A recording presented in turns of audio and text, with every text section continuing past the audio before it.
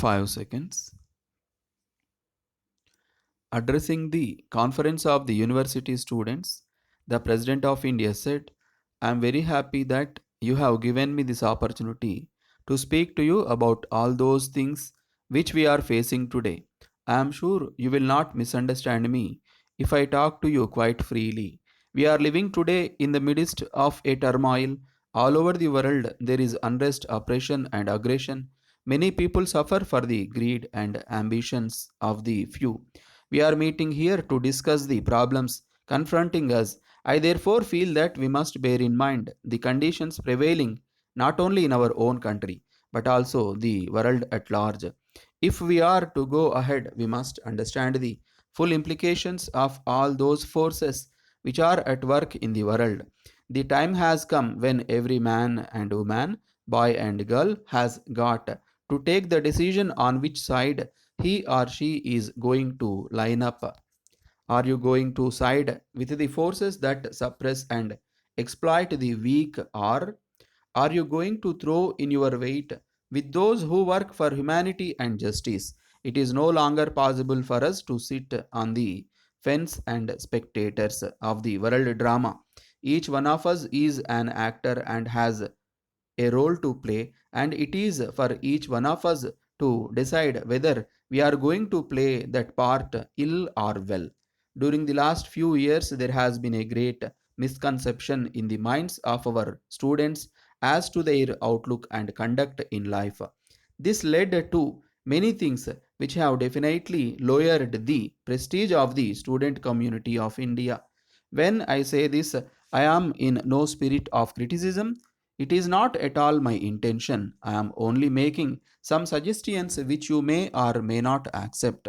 I have seen with growing dismay that our students have lost all sense of discipline and restraint. I found that some of the demonstrations staged by them recently have been out of all proportion to the grievance protested against. In many instances, even their patriotism has been, in my opinion, wrongly demonstrated, as a result of which they have weakened their own forces and those of others whom they sought to help.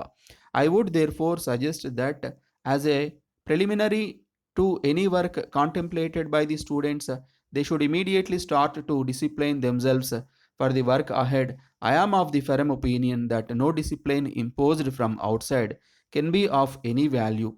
What is now required is the discipline imposed from within. I have no doubt that you will impose this voluntarily as soon as you realize how far it will lead you towards the goal you are aim at. You stand today on the threshold of life. The world is open for you to conquer, not by the force of arms but by the force of love and service to humanity.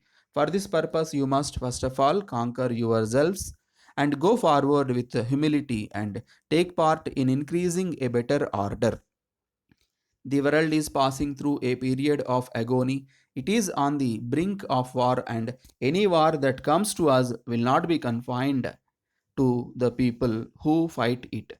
I hope you will agree with me that it will be a means of spreading misery, destruction, and death to countless millions who have had no say whatsoever in bringing about the war. In the midst of all darkness and chaos which we find in the world today, the one encouraging and hopeful sign is the emergence of a group of men and women who have been able to see the vision of the world united and, in spite of danger and difficulty, are trying to translate their ideals into action.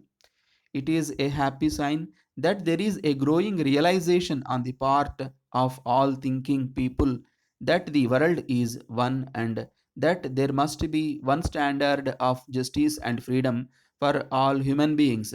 India today stands on the threshold of a new era, a more glorious era than any that has gone before. Before ushering into it, each one of us will have to contribute our bit towards the ultimate achievement. In this new chapter of history, we must begin by changing our attitude towards all those fundamentals of life.